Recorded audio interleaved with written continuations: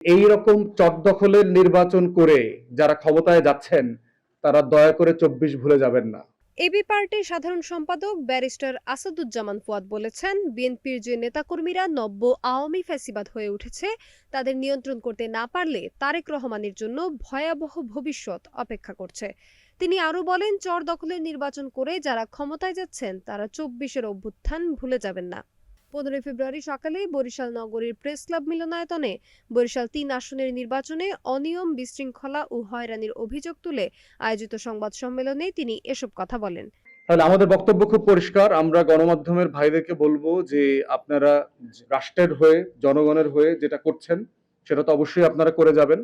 আর এই নির্বাচনের চটদখল যেটা, এটা নির্বাচনী চটদখল বলবো আর কি, যে এই রকম চটদখলের নির্বাচন করে যারা ক্ষমতায় যাচ্ছেন তারা দয়া করে ২৪ ভুলে যাবেন না। ফুয়াদ অভিযোগ করেন, নির্বাচন সুষ্ঠুভাবে সম্পন্ন করতে প্রশাসন দায়িত্ব পালনে ব্যর্থ হয়েছে এবং লেভেল প্লেয়িং ফিল্ড নিশ্চিত করতে পারেনি।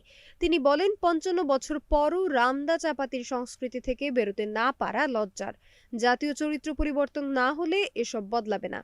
তারেক রহমানের উদ্দেশ্যে তিনি বলেন, বিএনপি যদি নেতাকর্মীদের নিয়ন্ত্রণ করতে না পারে তবে এভাবে ক্ষমতা দীর্ঘদিন টিকবে না। পাশাপাশি তিনি বিএনপির ৩১ দফা বাস্তবে বাস্তবায়নের আহ্বান জানান। সোনালী সাহা, নাগরিক প্রতিদিন।